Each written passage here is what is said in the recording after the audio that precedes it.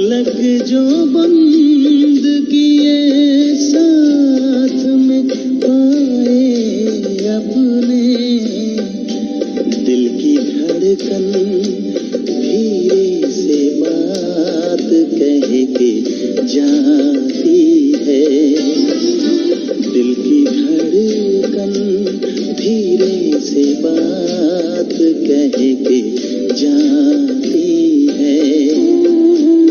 मेरे बाबा तुम्हारी याद बहुत आती है।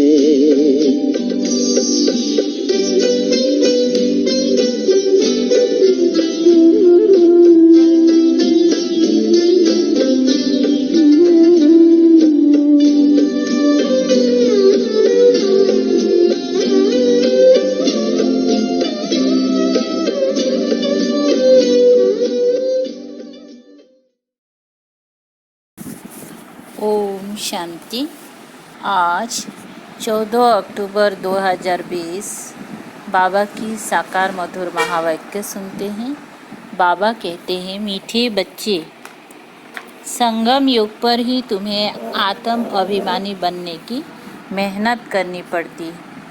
सतयुग अथवा कलयुग में यह मेहनत होती नहीं। बाबा ने प्रश्न पूछा, श्री कृष्ण का नाम उनके माँ बाप से भी अधिक वाला है, क्यों? उत्तर में बाबा ने बताया, क्योंकि श्री कृष्ण से पहले जिनका भी जन्म होता है वह जन्म युगवल से नहीं होता। श्री कृष्ण से पहले जो भी जन्म लेंगे उनका जन्म युगवल का नहीं है, और कृष्ण के माँ बाप ने कोई युगवल से जन्म नहीं लिया है। दूसरा नंबर, पूरी कर्मातीत अवस्था वाले राधे कृष्ण ही हैं। वही सद्गति को पाते हैं। जब सब पाप आत्माएं खत्म हो जाती हैं तब गुलगुल पावन नई दुनिया में श्री कृष्ण का जन्म होता है, उसे ही वैकुंठ कहा जाता है। तीसरा नंबर, संगम युग पर श्री कृष्ण की आत्मा ने सबसे अधिक पुरुषार्थ किया है, इसीलिए उनका नाम बाला है। एक तो संपूर्ण गुलगुल आत्माएं हैं और पुरुषार्थ भी सबसे अधिक किया है ना, इसीलिए श्री कृष्ण का नाम ज़्यादा है माँ बाप से भी, है ना, क्योंकि माँ बाप ने इतना पुरुषार्थ नहीं किया श्री कृष्ण की आत्मा से ज़्यादा, इसीलिए माँ बाप से भी ज़्यादा नाम वाला कृष्ण का ही होता है। ओम शांति। मीठे मीठे रूहानी बच्चों को रूहानी बाप बैठ समझाते हैं। 5000 बरस के बाद एक ही बार बच्चों को आकर पढ़ाते हैं, पुकारते भी हैं कि हम पतितों को आकर पावन बनाओ। तो सिद्ध होता है कि यह पतित दुनिया है, नई दुनिया पावन दुनिया थी। नया मकान खूबसूरत होता है, पुराना जैसे टूटा फूटा हो जाता है, बरसात में गिर पड़ता है। अभी तुम बच्चे जानते हो, बाप आया है नई दुनिया बनाने, अभी पढ़ा रहे हैं, फिर 5000 बरस के बाद पढ़ाएंगे। ऐसे कभी कोई साधु संत आदि अपने फॉलोअर्स को नहीं पढ़ाएंगे। उनको यह पता ही नहीं है, ना खेल का पता है, क्योंकि निर्वृत्ति मार्ग वाले हैं। बाप बिगर कोई भी सृष्टि के आदि मध्य अंत का राज समझा ना सके। आत्मा अभिमानी बनने में ही बच्चों को मेहनत होती है, क्योंकि आधा कल्प में तुम कभी आत्मा अभिमानी बने नहीं हो। अब बाप कहते हैं, अपने को आत्मा समझो, ऐसे नहीं कि आत्मा सो परमात्मा नहीं। अपने को आत्मा समझ परम पिता परमात्मा शिव को याद करना है। याद की यात्रा मुख्य है, जिससे ही तुम पतित से पावन बनते हो। इसमें कोई स्थूल बात नहीं, कोई नाक कान आदि नहीं बंद करना है। मूल बात है अपने को आत्मा समझ बाप को याद करना।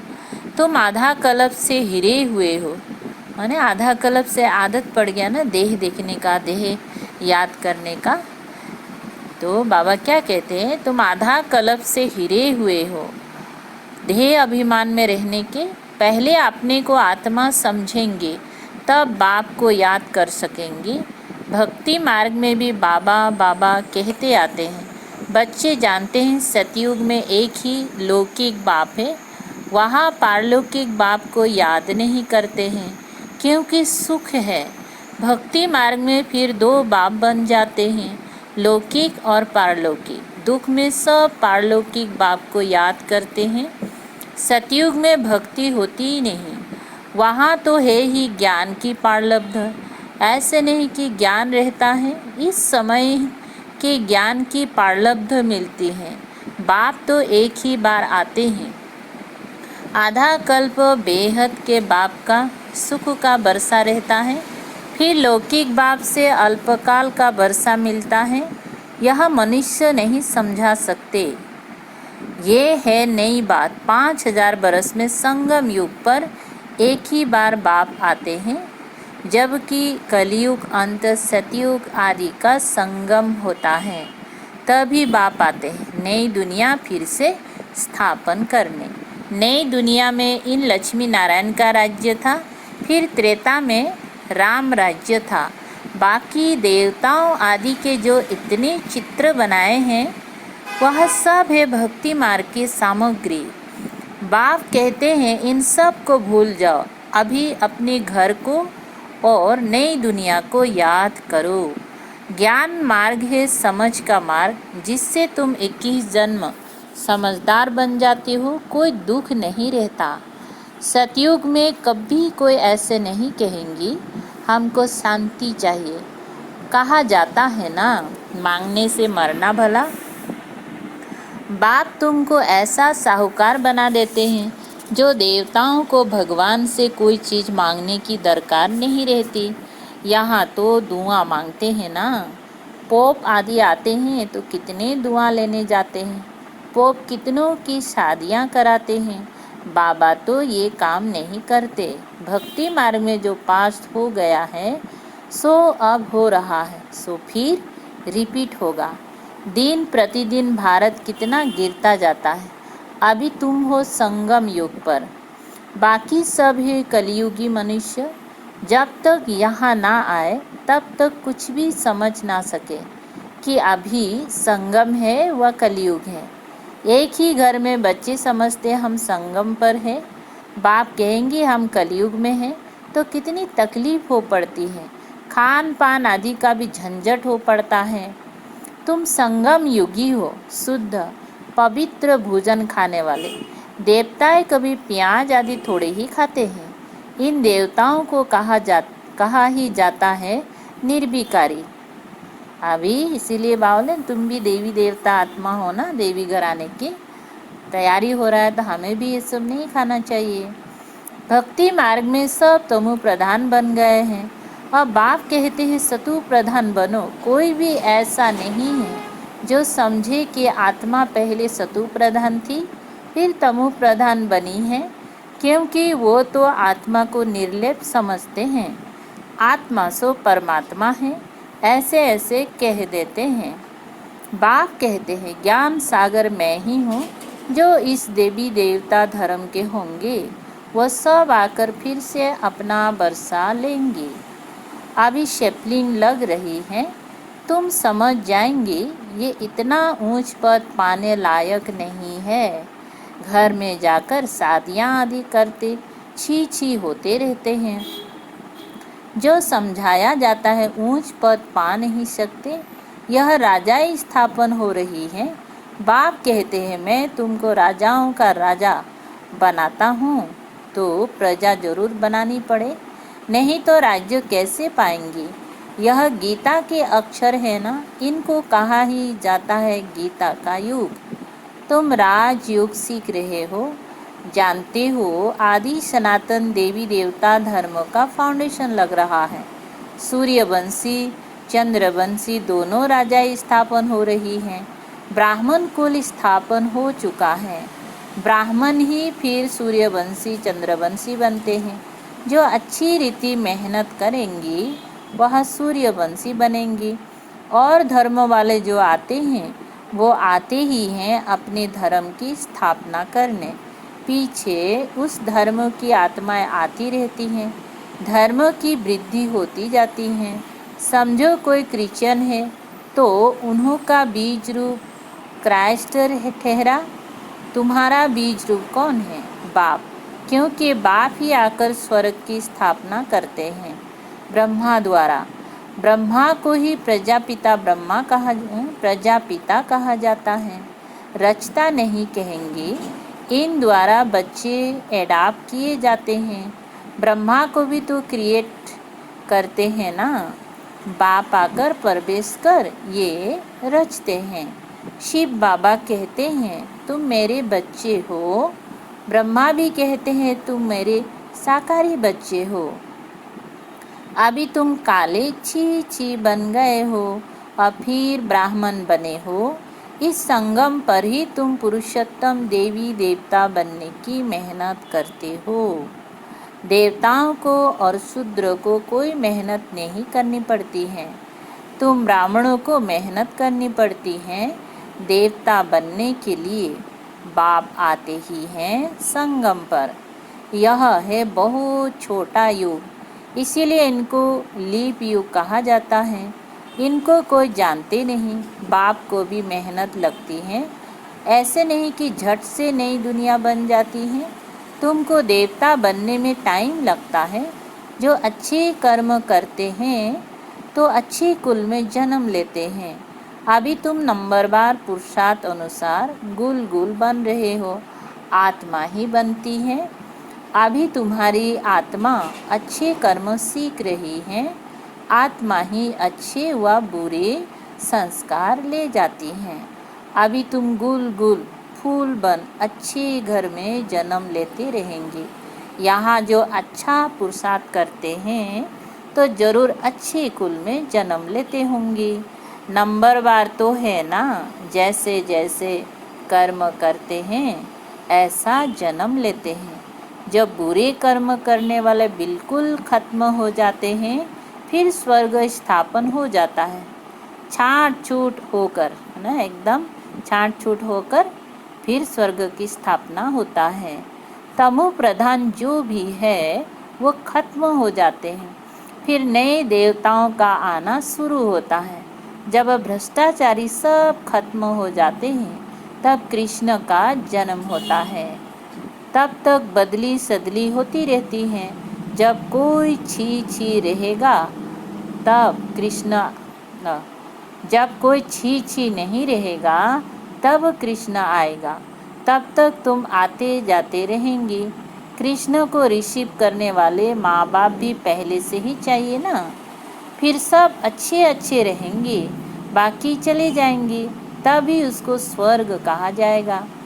तुम कृष्ण को रिसीव करने वाले रहेंगे। भल तुम्हारा छी छी जन्म होगा, क्योंकि रावण राज्य है ना। शुद्ध जन्म तो हो ना सके। गुल गुल पवित्र जन्म कृष्ण का ही पहले पहले होता है। उसके बाद नई दुनिया बैकुंठ कहा जाता है। कृष्ण बिल्कुल गुल गुल नई दुनिया में आएंगे। रावण संप्रदाय बिल्कुल खत्म हो जाएगी। कृष्ण का नाम उनके माँ बाप से भी बहुत वाला है। कृष्ण के माँ बाप का नाम इतना वाला नहीं है। कृष्ण से पहले जिनका जन्म होता है वो युगवल से जन्म नहीं कहेंगे। ऐसे नहीं, कृष्ण के माँ बाप ने युगवल से जन्म लिया है, नहीं। अगर ऐसा होता तो उन्हों का भी नाम वाला होता। तो सिद्ध होता है उनके माँ बाप ने इतना पुरुषार्थ नहीं किया है जितना कृष्ण ने किया है। ये सब बातें आगे चल तुम समझते जाएंगे। पूरी कर्मातीत अवस्था वाले राधे कृष्ण ही है। वही सद्गति में आते हैं। पाप आत्माएं सब खत्म हो जाती हैं, तब उन्हों का जन्म होता है।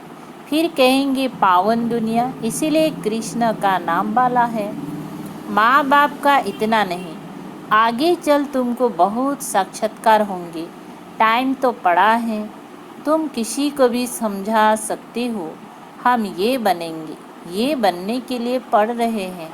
विश्व में इनका राज्य अब स्थापन हो रहा है। हमारे लिए तो नई दुनिया चाहिए। अभी तुमको देवी संप्रदाय नहीं कहेंगे, तुम हो ब्राह्मण संप्रदाय। देवता बनने वाले हो, देवी संप्रदाय बन जाएंगे। फिर तुम्हारी आत्मा और शरीर दोनों स्वच्छ होंगे। अभी तुम संगम योगी पुरुषोत्तम बनने वाले हो। यह सारी मेहनत की बात है। याद से विक्रमाजीत बनना है। तुम खुद कहते हो याद घड़ी घड़ी भूल जाती है। बाबा पिकनिक पर बैठते हैं तो बाबा को ख्याल रहता है हम याद में नहीं रहेंगे तो बाबा क्या कहेंगे। इसीलिए बाबा कहते हैं तुम याद में बैठ पिकनिक करो, कर्म करते मासूक को याद करो तो विकर्म विनाश होंगी। इसमें ही मेहनत है। याद से आत्मा पवित्र होंगी, अविनाशी ज्ञान धन भी जमा होगा। फिर अगर अपवित्र बन जाते हैं तो सारा ज्ञान बह जाता है। पवित्रता ही मुख्य है। बाप तो अच्छी अच्छी बात ही समझाते हैं। यह सृष्टि के आदि मध्य अंत का ज्ञान और कोई में भी नहीं है। और जो भी सत्संग आदि है वह सब है भक्ति मार्ग के। बाबा ने समझाया है भक्ति वास्तव में प्रवृत्ति मार्ग वालों को ही करनी है। तुम्हारे में तो कितनी ताकत रहती है, घर बैठे तुमको सुख मिल जाता है। सर्वशक्तिवान बाप से तुम इतनी ताकत लेते हो। सन्यासियों में भी पहले ताकत थी, जंगलों में रहते थे। अभी तो कितने बड़े बड़े फ्लैट बनाकर रहते हैं। अभी वो ताकत नहीं रही है ना, युग का ताकत नहीं है ना। अभी धन संपत्ति में लोभ आ गया ना। जैसे तुम्हारे में भी पहले सुख की ताकत रहती है फिर गुम हो जाती है। उन्हों में भी पहले शांति की ताकत थी, अब वो ताकत नहीं रही है। आगे तो सच कहते थे कि रचता और रचना को हम नहीं जानते। अभी तो अपने को भगवान शिवो हम कह बैठते हैं। बाप समझाते हैं इस समय सारा झाड़ तमु प्रधान है, इसीलिए साधुओं आदि का भी उद्धार करने मैं आता हूँ। ये दुनिया ही बदलनी है, सब आत्माएं वापस चली जाएगी। एक भी नहीं जिसको ये पता हो कि हमारी आत्मा में अविनाशी पाठ भरा हुआ है जो फिर से रिपीट करेंगे। आत्मा इतनी छोटी है, इनमें अविनाशी पाठ भरा है जो कभी विनाश नहीं होता। इसमें बुद्धि बड़ी अच्छी पवित्र चाहिए। वो तब होगी जब याद की यात्रा में मस्त रहेंगी। मेहनत सिवाय पद थोड़ी ही मिलेगा, इसीलिए गाया जाता है चढ़े तो चाखे बैकुंठ रस, गिरे तो चकनाचूर। कहा ऊंचते ऊंच, राजाओं का राजा डबल सिरताज, कहाँ प्रजा। पढ़ाने वाले तो एक ही हैं, इसमें समझ बड़ी अच्छी चाहिए। बाबा बार बार समझाते हैं याद की यात्रा है मुख्य। मैं तुमको पढ़ाकर विश्व का मालिक बनाता हूँ तो टीचर गुरु भी होगा। बाप तो है ही टीचर का टीचर, बापों का बाप। ये तो तुम बच्चे जानते हो। हमारा बाबा बहुत प्यारा है। ऐसे बाप को तो बहुत याद करना है, पढ़ना भी पूरा है। बाप को याद नहीं करेंगी तो पाप नष्ट नहीं होंगी। बाप सभी आत्माओं को साथ ले जाएंगे, बाकी शरीर सब खत्म हो जाएंगे। आत्माएं अपने अपने धर्म के सेक्शन में जाकर निवास करती हैं। अच्छा, मीठे मीठे सिकलधे बच्चों प्रति माता पिता बाप दादा का याद प्यार और गुड मॉर्निंग। रूहानी बाप की रूहानी बच्चों को नमस्ते। हम रूहानी बच्चों की रूहानी बाप दादा को याद प्यार गुड मॉर्निंग और नमस्ते नमस्ते। धारणा के लिए मुख्य सार है 1 नंबर, बुद्धि को पवित्र बनाने के लिए याद की यात्रा में मस्त रहना है। कर्म करते भी एक मासूक को याद रहें, तब विक्रमाजीत बनेंगी। नंबर 2, इस छोटे से युग में मनुष्य से देवता बनने की मेहनत करनी है। अच्छे कर्मों के अनुसार अच्छे संस्कारों को धारण कर अच्छे कुल में जाना है। अच्छा, आज का मीठा वरदान है, जहान के नूर बन भक्तों को नज़र से निहाल करने वाले दर्शनीय मूर्त भव। स्पष्टीकरण, सारा विश्व आप जहान के आँखों की दृष्टि लेने के लिए इंतज़ार में है। जब आप जहान के नूर अपनी संपूर्ण स्टेज तक पहुँचेंगी, अर्थात संपूर्णता की आँखें खुलेंगी, तब सेकेंड में विश्व परिवर्तन होगा। फिर आप दर्शनीय मूर्त आत्माएं अपनी नज़र से भक्त आत्माओं को निहाल कर सकेंगी। नज़र से निहाल होने वालों की लंबी क्यों है, इसीलिए संपूर्णता की आँख खुली रहे। आँखों का मलना और संकल्पों का गुटखा व झुटका खाना बंद करो, तब दर्शनीय मूर्त बन सकेंगी। स्लोगन, निर्मल स्वभाव निर्मलता की निशानी है। निर्मल बनो और सफलता मिलेगी। निर्मल स्वभाव निर्मलता की निशानी है। निर्मल बनो तो सफलता मिलेगी। ओम शांति।